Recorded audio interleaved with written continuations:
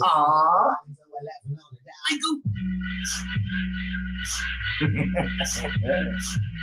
Oh, no. No, there's so much to talk about. There's stuff that we're going to talk about. There's stuff that we shouldn't talk about because it's stupid.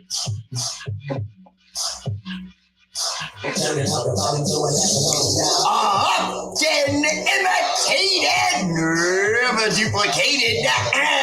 That fool with no hair that shouts like Rick. Woo! The Raider Bear.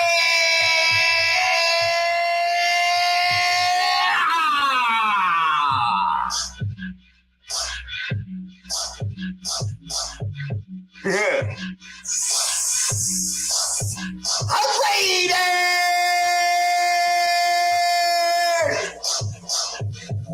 When every day is Black Sunday, you know what I'm talking about, La Familia.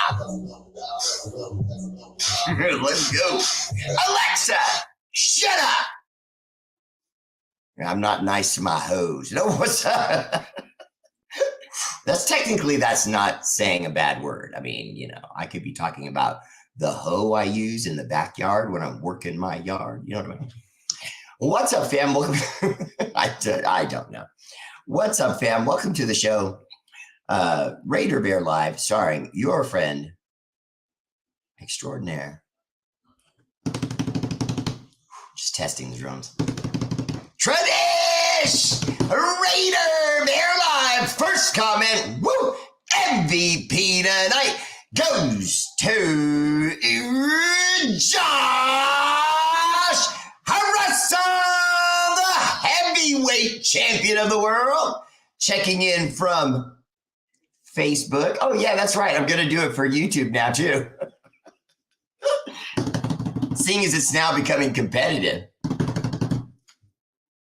Man, Dustin King, it must suck to always be second, but hey, you're a very successful second. Dustin King! What's up, DK? Always there running second for a R8R Bear. I have to talk a little trash for Josh Russell. I mean, he's been bending you over and spanking you now for a while. And so I just, you know, every once in a while you get a freak win over him, but you know, come on, Dustin.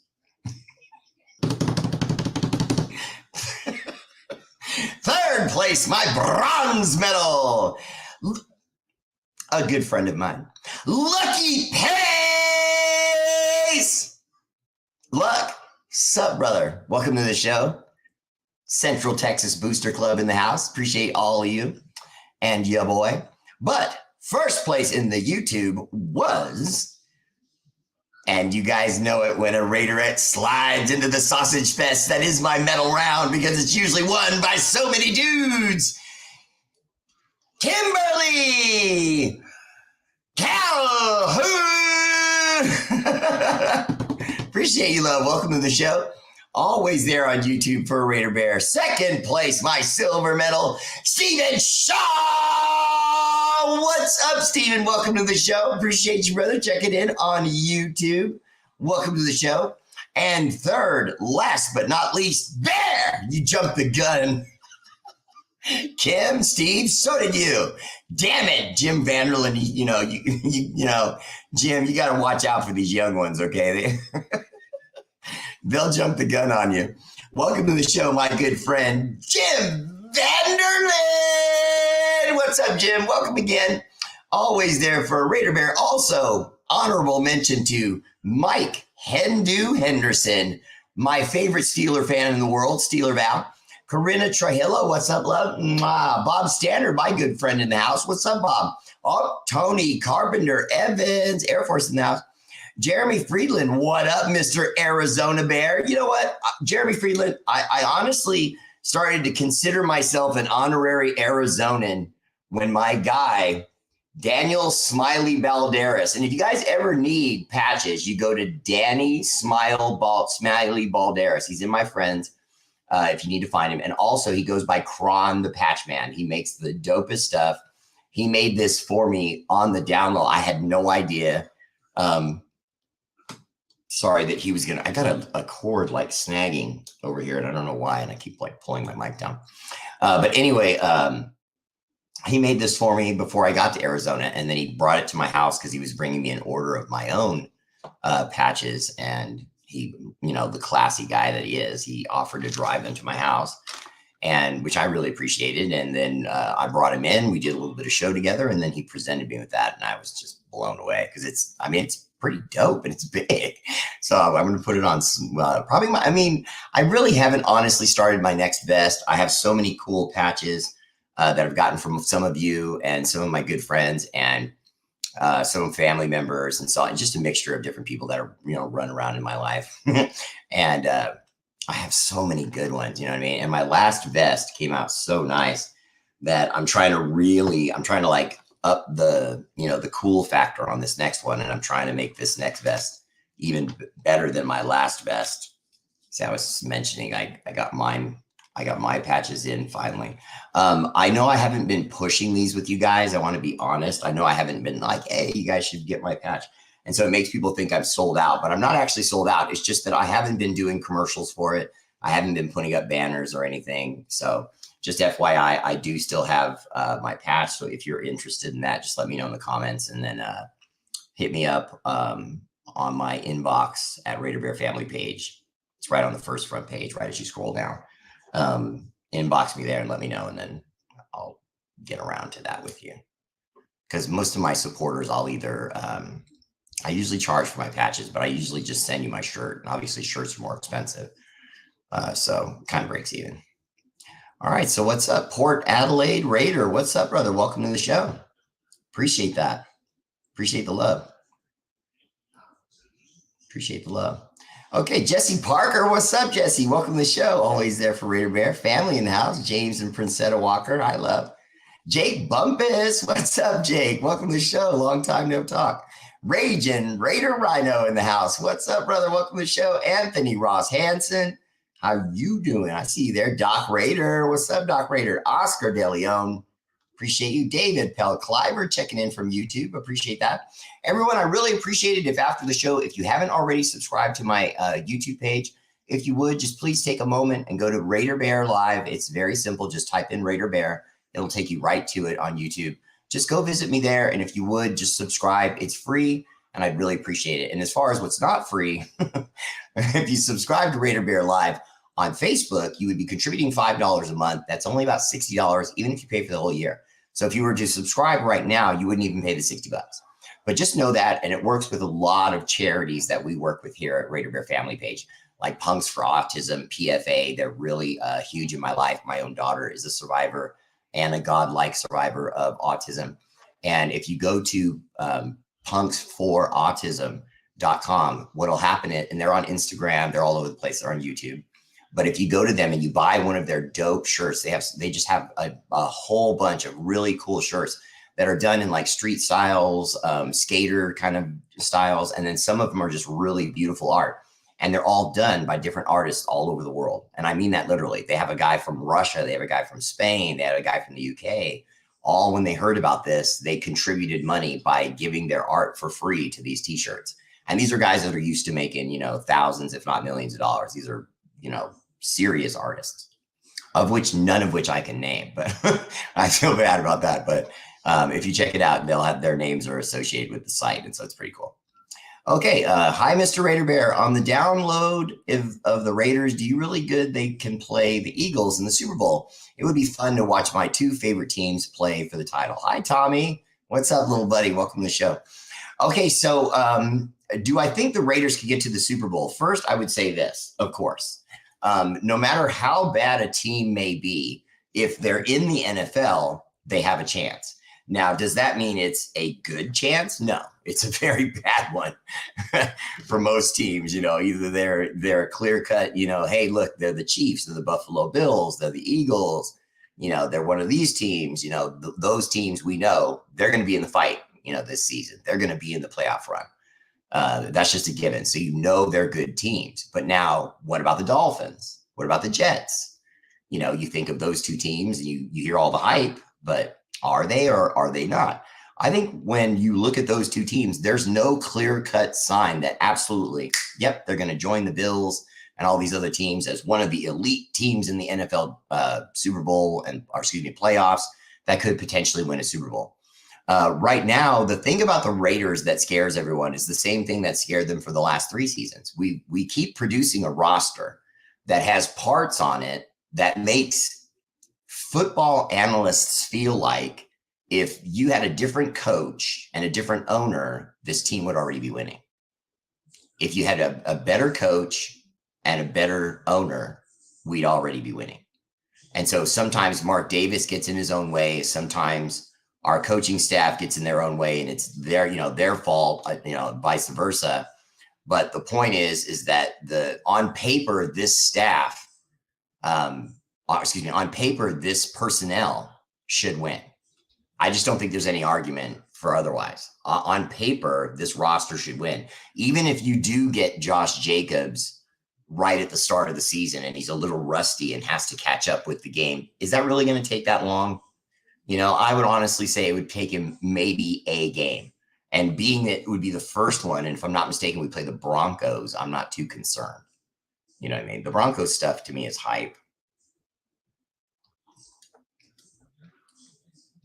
Just so much hype when you think of like for example, Sean Payton. I mean, he took a torpedo to his reputation, if you ask me. I mean, to just come out, you just got back to the NFL, and what's the first thing you do? You throw the coach of the team you're about to coach under the bus to buy yourself time. Oh, I can't believe the mess that was left around here. Could you imagine if Josh McDaniels had done that? I mean, he already takes a lot of heat, but could you imagine if he came in the door and he went, can you believe what John Gruden did with this? I mean, for crying out loud, there's not going to be any coaching like that around here anymore. We're professionals. We don't act like that.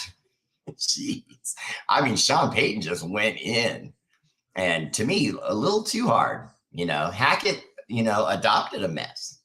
When you really think about it, is Hackett a good coach? I'm not here to defend Hackett. Okay, I'm not doing that.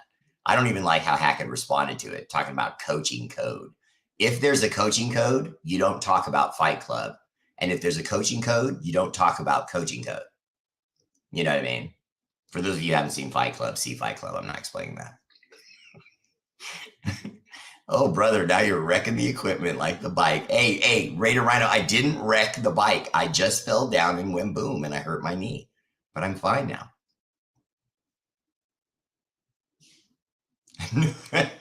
Stop being a smart ass, okay? All right.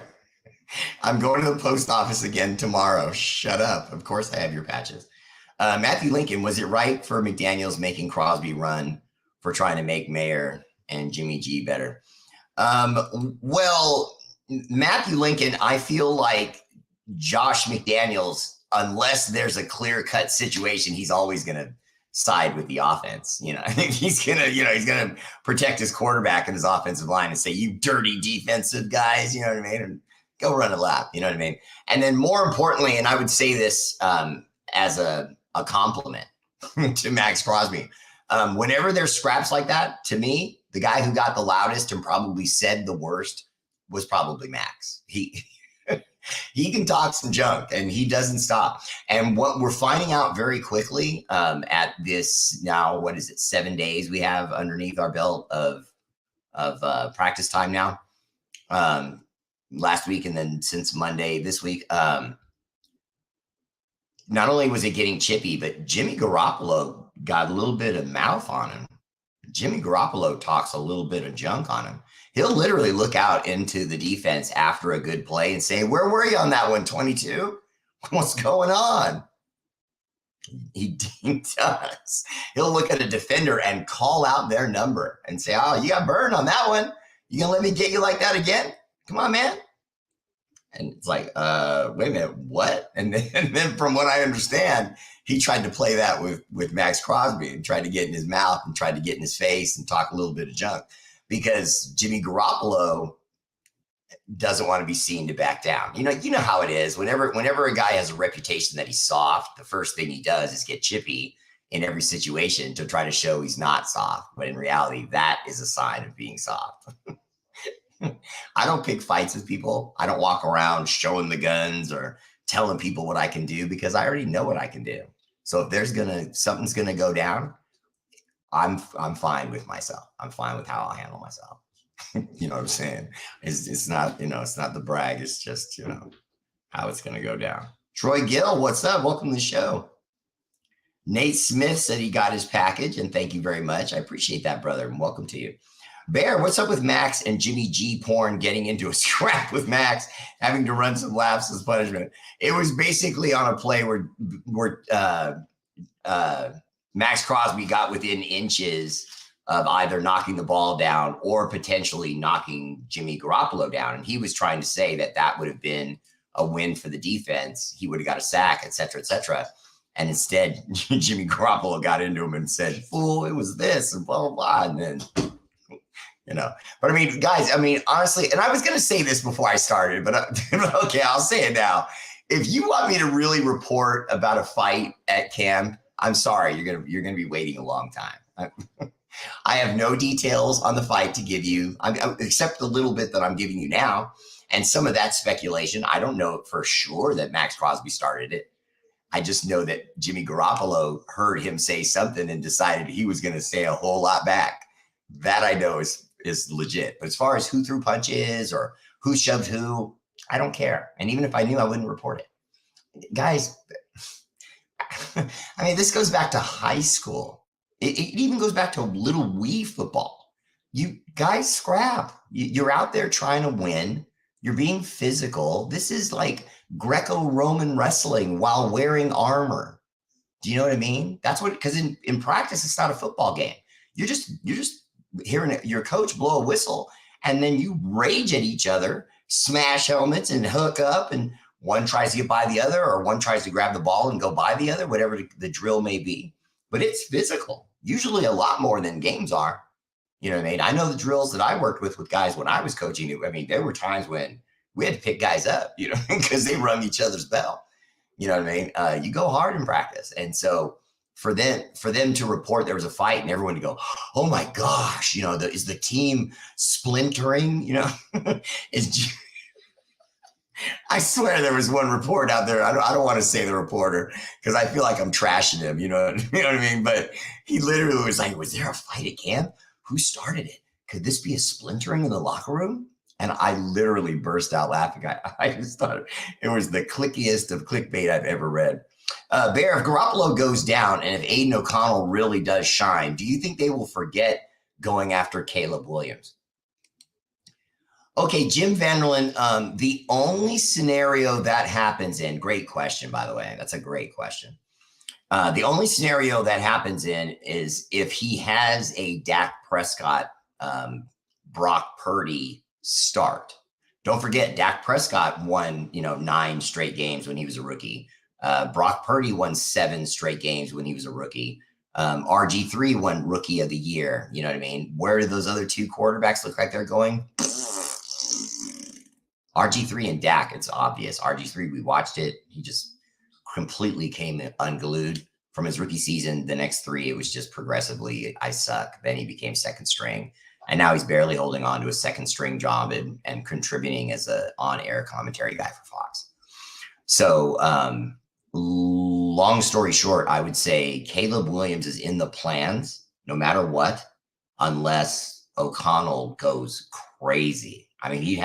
He'd have to go crazy. And then even then, there would be people like me that would be kind of like, he's a rookie.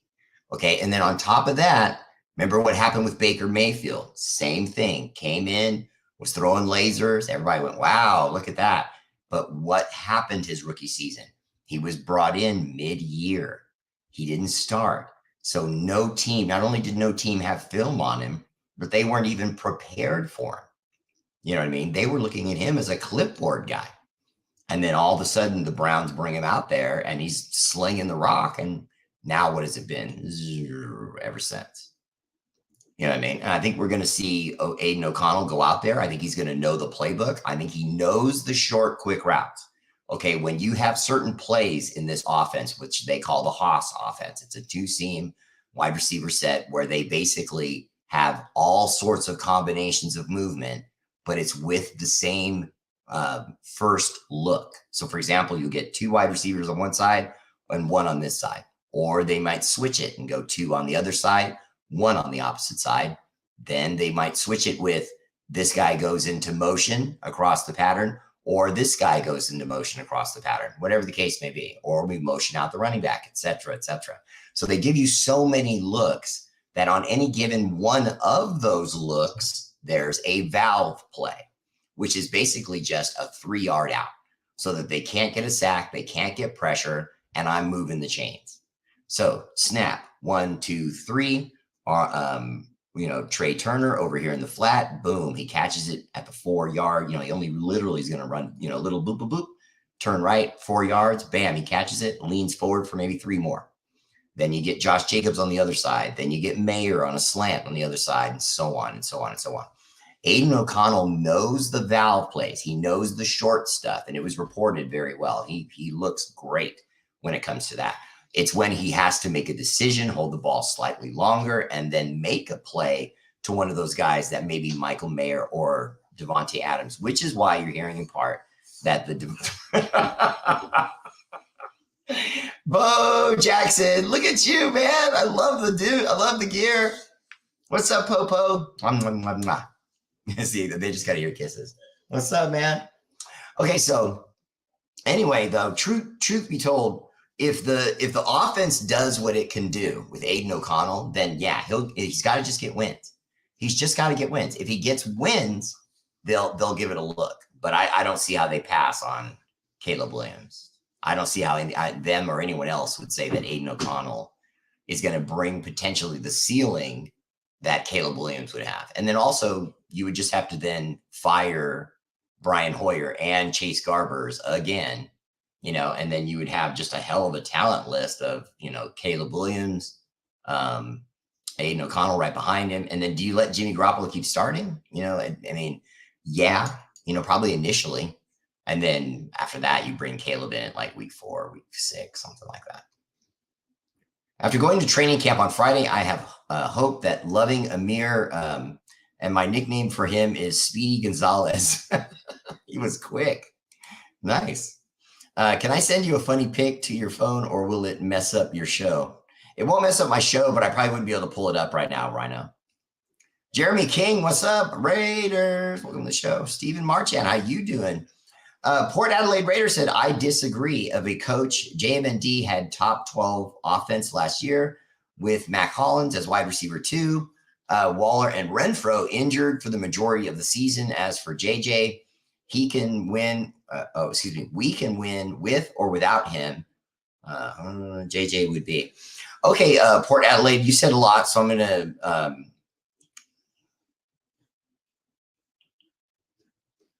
okay, well, as far as the top 12 offense last year and Josh McDaniels and what he did, I never said that Josh McDaniels didn't know how to call an offense or run that offense. I didn't say it wouldn't work well. So I don't know what you're disagreeing with as far as that's concerned. The only thing about Josh McDaniels I don't like is that he's the coach. If he was the offensive coordinator, I'd be fine.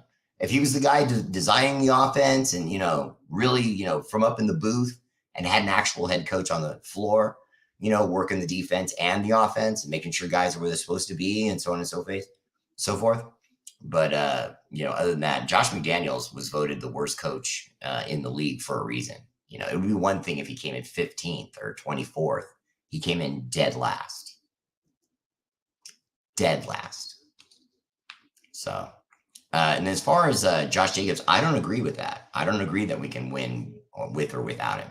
I think that we could win a couple games, but what he brings to the table is 4 or 5 wins. Do you see what I'm saying? And, we don't have that kind of running back on this team right now. Zamir White is incredibly vulnerable. He looks great. He's gained weight, but his legs are still what they are. He had 2 major leg injuries in college on both legs. Okay. And then last year we kept, giving him a game and then making him rest, and then giving him a game and then making him rest. And that wasn't for Josh. That was because we didn't want to tear his Achilles, because there were reports he was getting calf tightness. So then you add to that Amir Abdullah and Brandon Bolden. Those guys are nice, but they're just nice, and they're just guys. And they were available for a reason, because the rest of the league had an opportunity to pick them up, and no one did. You know what I mean? Now again, I'm not trashing our running backs. I happen to like Amir Abdullah a lot. I happen to like Brandon Bolden a lot. And I think the 2 of them, as a unit, can bring us certain things. But can it bring us Josh Jacobs? No way. That would be an insult to Josh Jacobs and what he did. John the Lion Leon checking in from YouTube. What's up, brother? Welcome to the show. Bobby Ware, Raiders. What's up, Raider Ware? Denton Rhodes always in the house. What's up, Denton Rhodes? Okay, so real quick, I had a note here that I saw from camp that I thought was real interesting. Trey Tucker is starting to really win over the coaching staff, so much so that they made a point of pointing out that when he makes mistakes, he doesn't make them again. You don't hear teachers, aka coaches, say that very often about their students this quickly. But they're saying basically that on, say, Monday, they tell him to run this route and he makes a mistake. And then on Tuesday, they have him working on other things. Then Wednesday, they say, hey, run this route. And then this time he does it perfect. The same route he was just asked to do on Monday, where he made a huge mistake. On Wednesday, when they ran the route again, he ran it perfect. And the coaching staff said, okay. And then now there was another point where they had him run a route. He ran the route too shallow, and it allowed the linebacker to help the cornerback from the inside. They needed him to run the route slightly deeper before he did his check and cut across the field. So here comes the next practice. They call that same play. They put Trey Turner on the field in that same route. This time, he doesn't cut the route shallow. He cuts the depth at the right, cuts the route at the right depth, and then comes across the field and is able to make the catch because the linebacker couldn't jump up and swat it down because he had ran the correct depth that time. So what they found out extremely quickly is that he's very smart. He already knows the offense. He already knows the playbook. But more importantly, when he makes mistakes, he corrects quickly. Now, I'm just going to go ahead and say Trey Turner is going to be a star for us. You heard me say it. I'm not just talking about just making the team. There was talk of whether or not, he was going to make the roster. That's a foregone conclusion now. With what we've just seen from him in the last few days, he's on the roster. And then to have Josh McDaniels be the one that's hyping him. Usually when I get hype stuff like this, I get it from players. I get it from notes from players, from interviews, things they say at the podium after practice, stuff like that, and things I see when I watch the video. And to be quite honest with you, it's Trey Turner that's getting hyped by the coach. You know what I mean? Jimmy reminds me of Rich Gannon, his leadership and mentality on the field. Port Adelaide Raider, honestly, it's refreshing to hear somebody see Jimmy Garoppolo from a positive light, because I'm the first to say, as a host, I don't do that. I've never really looked at him from a positive light. I look back to him asking out of games because his thumb hurt when he was a Patriot. I look back to him while he was with the Niners in a championship game, they only let him throw the ball for 6 completions on 8 attempts in a championship game, which they won with all defense and a running game. So where he was at in New England, he was a guy who couldn't get off the bench because of the legend of number 12. And then when he's finally given an opportunity, and I mean really given an opportunity, I mean, when he got to San Francisco, they just gave him the keys and said, it's your car, make it run. And he did fairly well. He really did. I mean, it's hard to argue that he didn't do fairly well. For the amount of starts he had with the Niners and the amount of time that went by for him being a starter, he's up on a list with Peyton Manning as far as win percentage. It's 70.3, I believe it is. It's a stat they keep showing on this morning show I watch every once in a while. It's pretty funny. And it just, stats don't lie. You know, not like that. You know what I mean? Troy Gill, what's up? I should have said hi to Mama Bear for you. I'm sorry I missed that. Peanut, what's up, Peanut? Hey, Mama Bear. Peanut is watching. Peanut. Raging Rider Rido says, it sure is, Chippy, the sport with high competitive players. Yeah, you know, honestly, not only that, I mean, if I was a Raider player right now, I would feel like there's a lot on the line. You know what I mean? I would just feel like there's a lot on the line. You've got to win. You got to win. You can't keep having these seasons. We've already wasted 3 years of Max Crosby's career. I mean, think about that. 3 years. Some of these guys, their whole lifespan in the NFL is maybe 7, 8 years, and that's stars. So since we're talking about a star, I'm giving you star time level as far as how many years they usually get in. But anywhere from 7 to 10 years max, you know, usually if you get beyond that, like, you know, number 12, our minority owner did, it's usually because you're a quarterback and you have protection, and, you know, the plays are made to protect you when you get older, to get the ball out of your hand faster, and so on and so forth. So you can last. But, you know, even in the old days, they didn't do that. And so you just couldn't last that long. You know what I mean? Because you were really getting hit.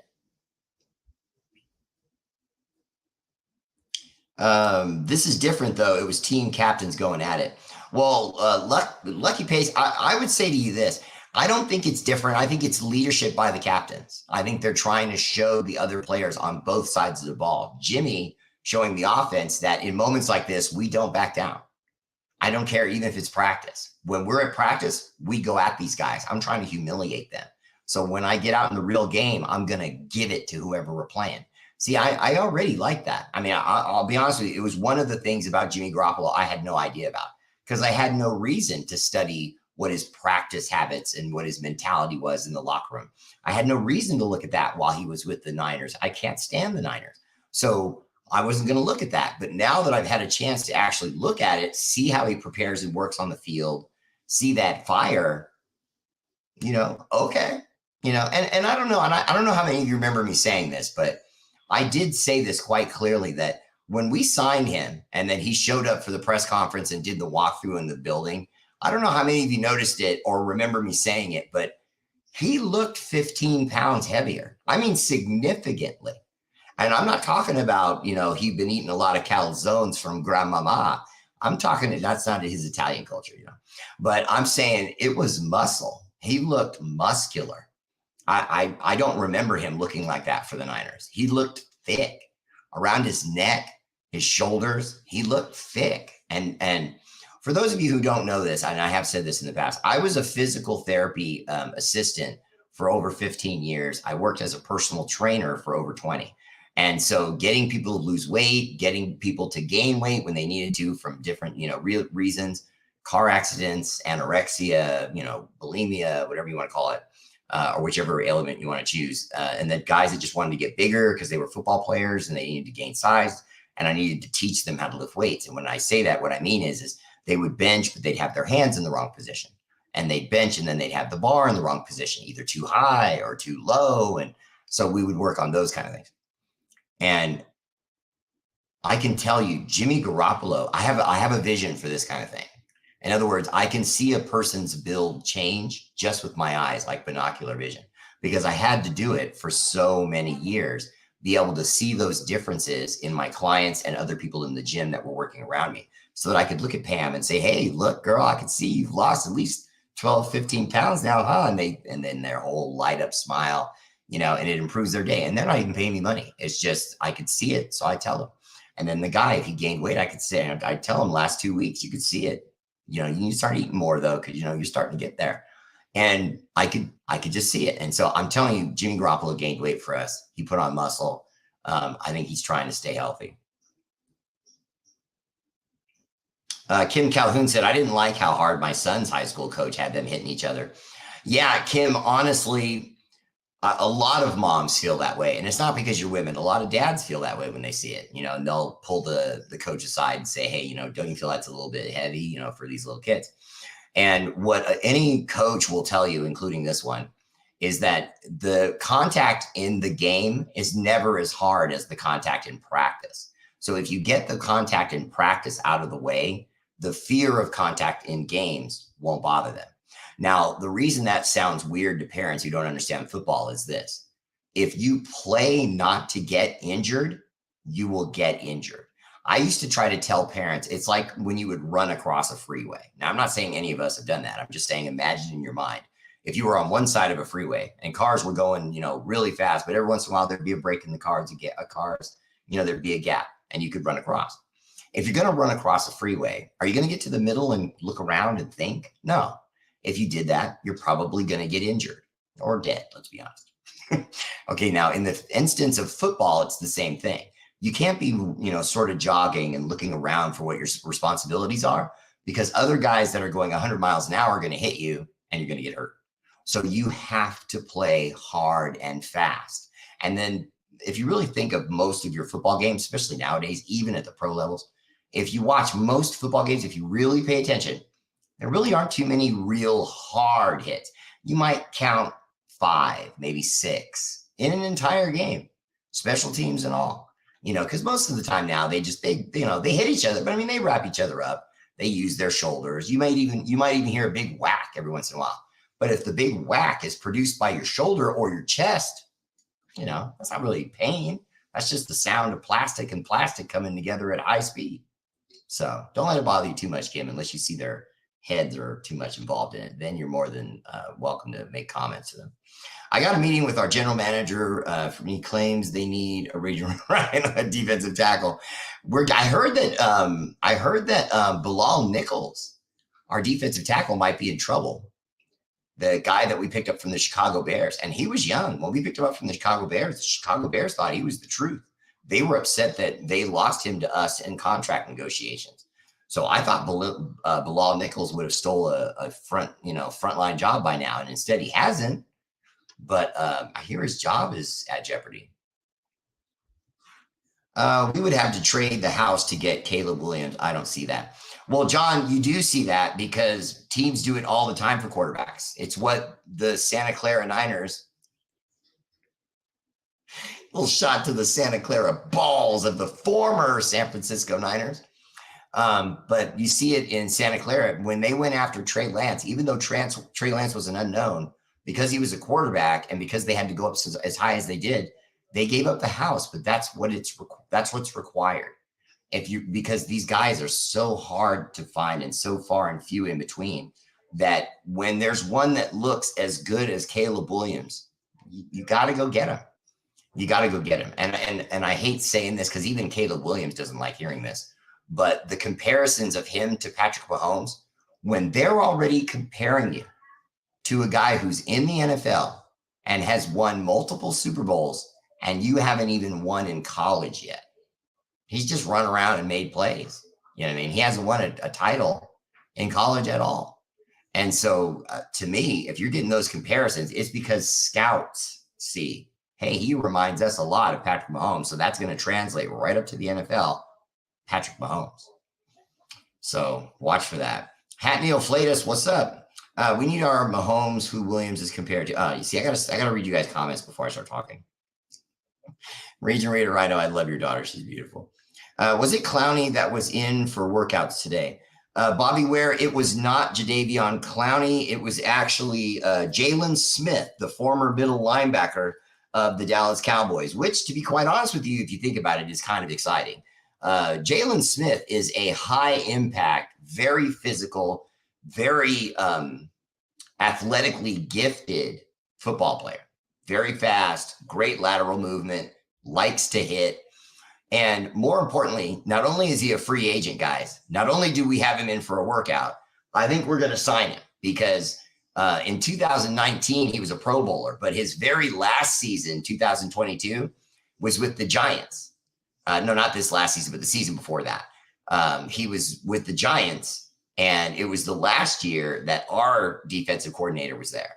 So he had one of the better years of his career with our former defensive coordinator with the Giants. When he was with Patrick Graham, he had a 88 tackle, 3 tackles for loss, and 1 sack for the Giants under Patrick Graham's scheme. And so I could see Patrick Graham seeing him as a valuable weapon. Now, the fact that he's come in and had a workout for us just, tells you that where we're looking at him. Now it's just a matter of health. Does he pass his physical?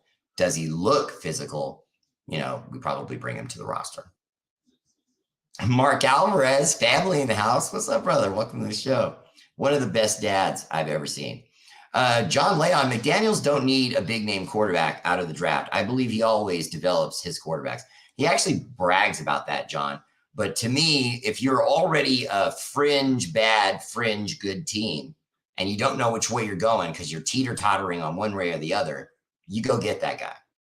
I just believe that. And you have to look at our situation, John, as well at quarterback. We have a 38-year-old right now, another 36, 38-year-old behind him, and a baby. We re-signed Chase Garbers, who also is pretty much a baby. I think he's like 27. You know what I mean? But he knows our system. He's been a Raider now for a couple of years, 2-3 years. So he's out of Berkeley. He's a Berkeley Bear. I'm a big fan of the Berkeley Bears. So that's why I know him. And I always liked Chase Garbers. I was really bothered by the fact that he's just languished as the number 3 guy. I just don't know what he's got to do to climb the depth charts. The guy's accurate.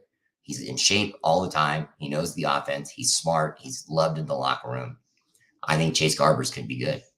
Okay, Port Adelaide Raider said Tucker can catch a 10-yard pass and take it to the house, and people are sleeping on Trey Tucker from Cincinnati. Port Adelaide, I was sleeping on him. You know what I mean? A lot of people are or were. You know what I mean? It's not like there was these, billboards saying, during the draft that guy is the guy to go get. He was a guy, even when we picked him in the 4th, I was surprised. I thought we were going to go defense again there. And then later on, come back to offense. But it turns out that it probably thus far, we don't know yet, but thus far, it looks like it was a smart move because in camp, he's already killing it. They're already talking about what he's going to do for the team. They're no longer wondering or whispering, oh, gee, I wonder if he can make it on the practice squad and hopefully get on the bench. And no, that's that. You got the head coach basically bringing him up and saying, he's going to be able to do some things for us. So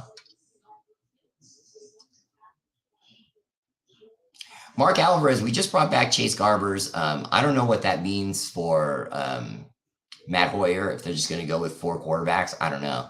When you consider you may need to, because obviously you've got an older guy and an older guy who just came off surgery starting. So it might be smart to go with 4 quarterbacks, although it's unheard of. Troy Gill, I think we're going to see a lot of Aiden O'Connell starting in the preseason. A lot. I know we're not going to see Jimmy Garoppolo. I can tell you that much. We're not going to. There's no way. I don't even think they'll have him do the dress rehearsal preseason game, which is usually the 3rd or the 4th one, depending on how many we have. They keep changing it. I don't like Josh Bendejo because he's a Bendejo. Jimmy Mata, Bear! Let's see, Kim Calhoun. I'm so happy to hear all the information with your show with all the family here. That's right, Kim Calhoun. It is like a family. I love my audience, and you guys are amazing. And just please, if you would, share the show and share my YouTube after we're finished. I really appreciate it.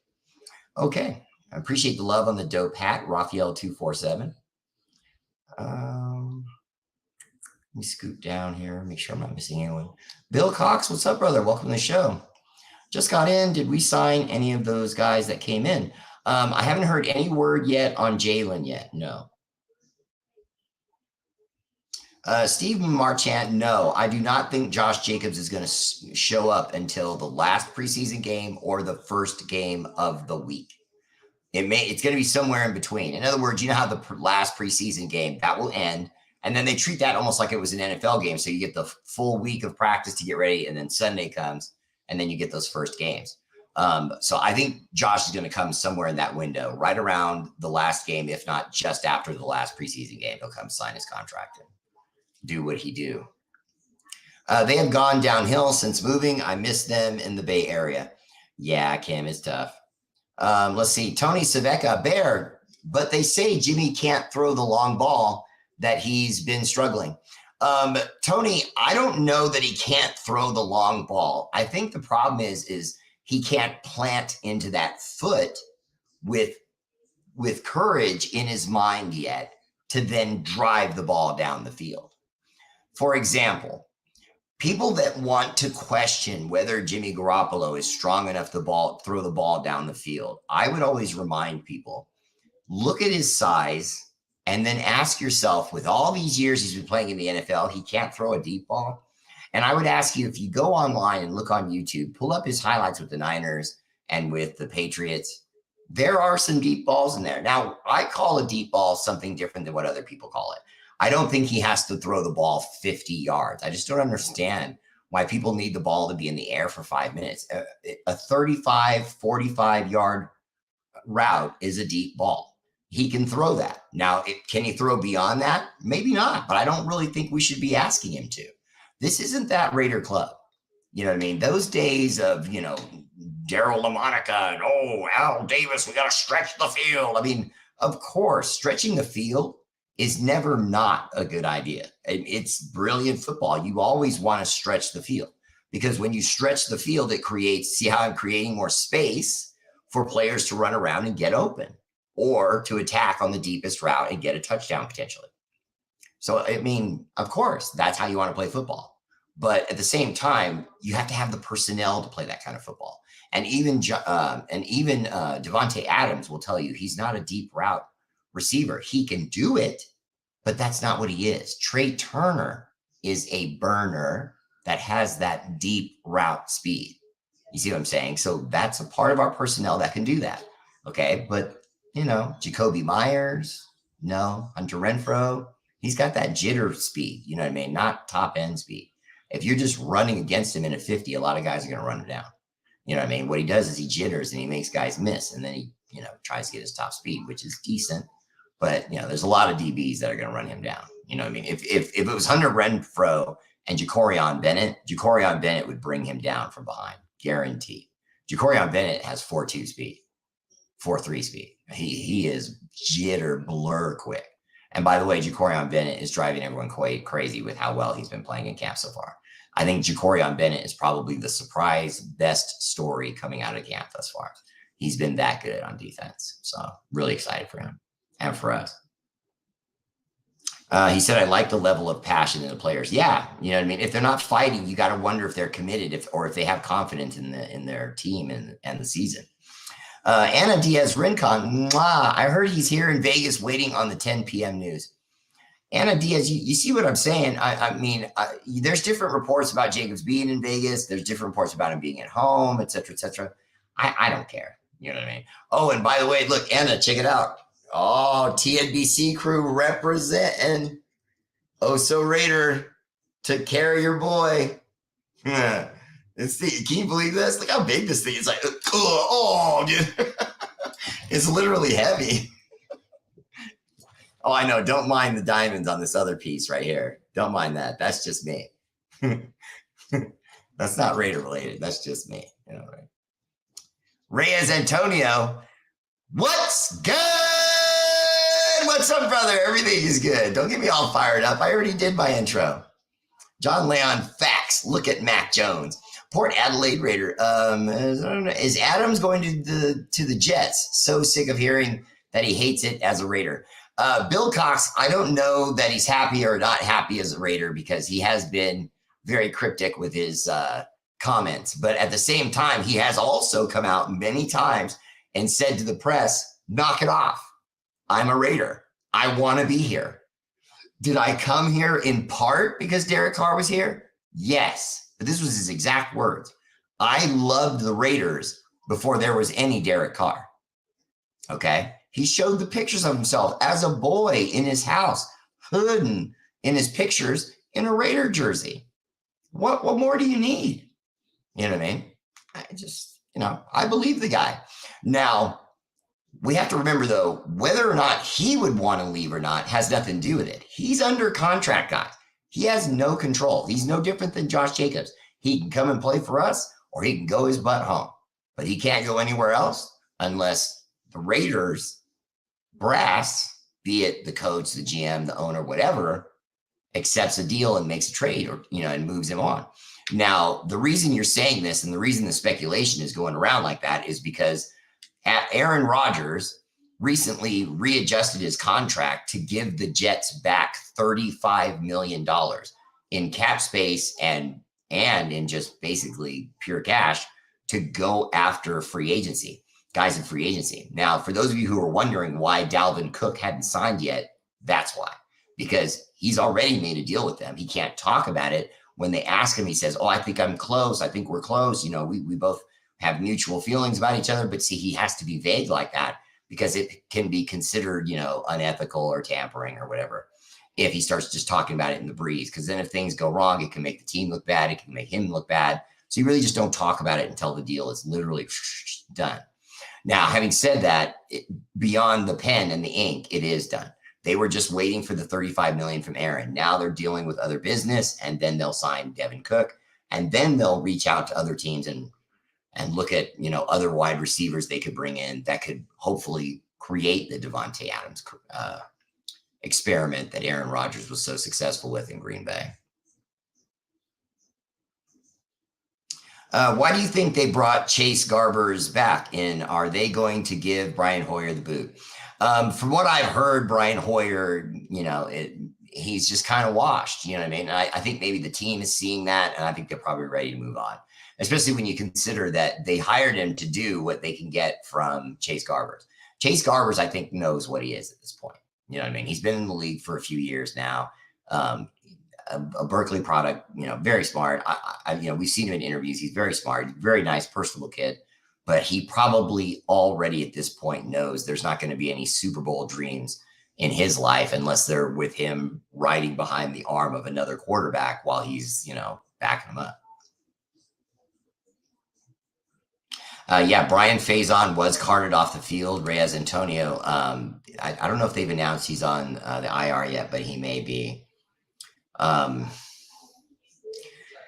That sucks, but at the same time, it just may speed up the Jacory and Bennett timetable. And I'm of the mind that you do that. In other words, if you're a great high school, or excuse me, if you're a great junior wee league football player, okay. And then if you get to high school and you're a great, you know, high school football player, okay. And then you get to college and you're a great college football player, so much that you're picked in the pros. Okay. So now when you get to the pros, now we should treat you with kid gloves.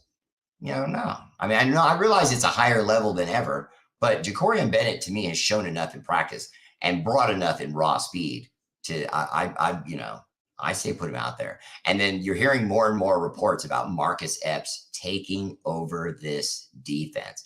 Marcus Epps' voice being loud, directing the defense, calling out the signals, making sure people are where they're supposed to be, and doing it in 4 to 5 seconds so it doesn't interfere with the play clock and it doesn't allow the team on offense to snap the ball and then catch them slipping and not understanding what their responsibilities are. He's getting a lot of praise already, both from players and from the press who are there documenting this, hearing Mark Epps way off on the sidelines with him on the field, hearing him barking the instructions so much so that the camera guys know what he's what he's calling out. You know what I mean? Let's see. Tanamoku said it seemed like when the preseason workouts got lessened, players seemed to get hurt more. Yeah. You gotta go at it. And then that way you're bang ready hard when you get to the real games, and less hits happen as a result of that.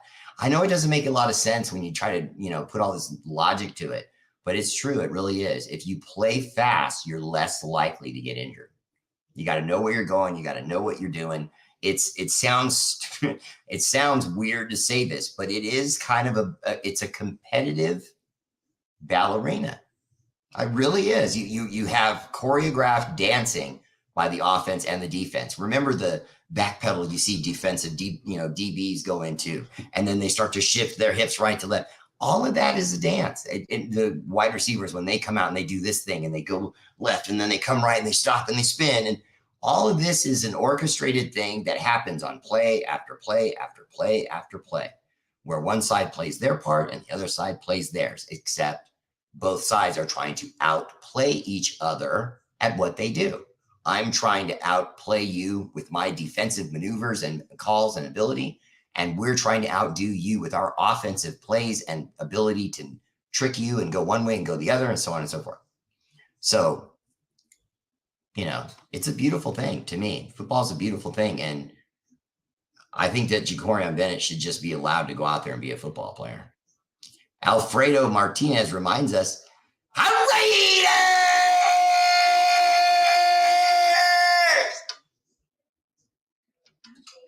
Tony Carpenter, Evans, Bear, say that loud. My son is scared to get hit. I'm hoping someone will hit him hard so his nuts can drop.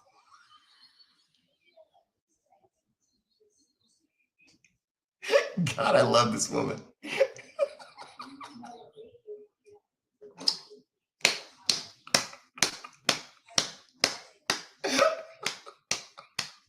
Boy, listen to your mama. She's got bigger nuts than most men. Oh, we are not worthy, Tony Carpenter Evans. Oh, let's see. He graduated a great player with the help from his coach. He wouldn't have graduated high school if he wasn't playing. Okay. Aloha Bear and Raider Nation. What's up, Rick Samarano? Always there, blessed and Raider Bear. We did re-sign Hollister, Rick Samarano. That was a response to O.J. Howard. To my knowledge, we let him go. Now, I don't know that that's going to stick. You know, the O.J. Howard thing, we've let go of other guys recently and brought them back. You know what I mean? Sometimes you're just restructuring their deals. So you tell them to go take a weekend in Barbados. And when they get back, they've got a new contract. You know what I mean? It's just a matter of, you know, what'll happen. I couldn't imagine that the O.J. Howard thing would have happened unless the Raiders had something else happen in camp. I'm going back to my notes again here. Just one second. Oh, where did I put it? Okay, there we go. Had something else happening in camp that could rectify that.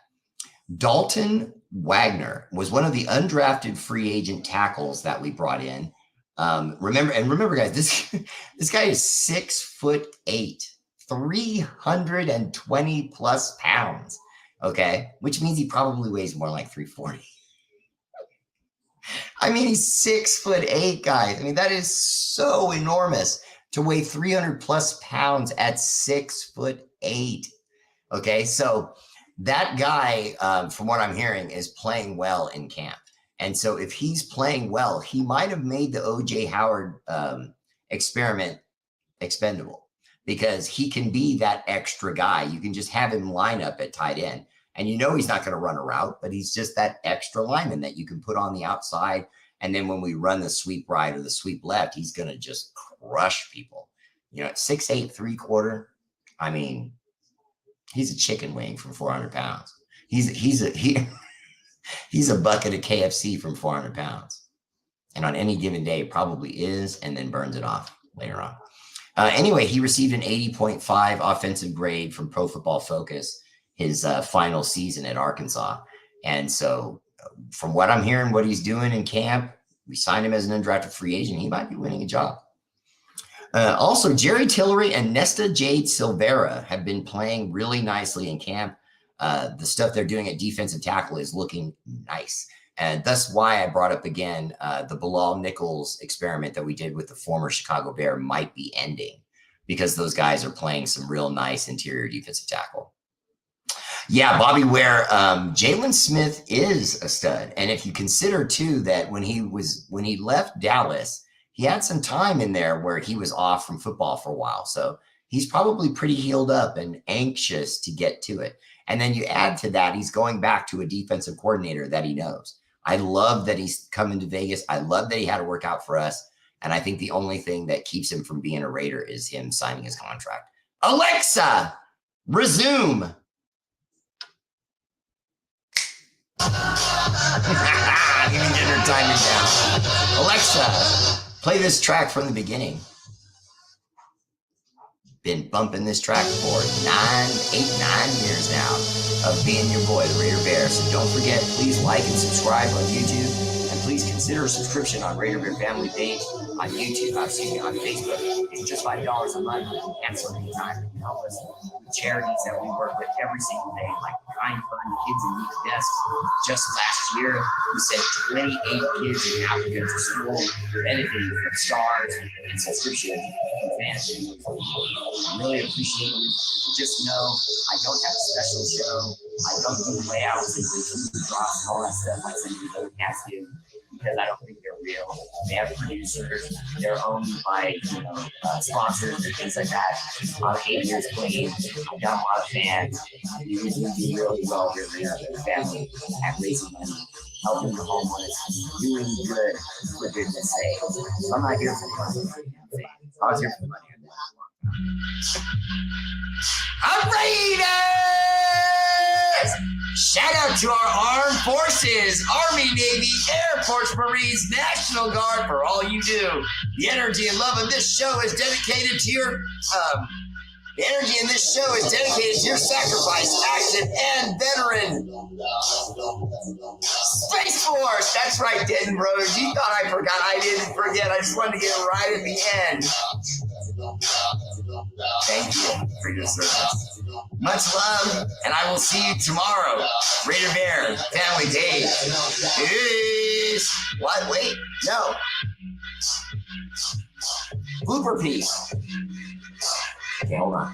I'm going to do it right now. Here we go. Should I just make bloopers at the end the thing now? So I just hold the last 30 minutes. All right.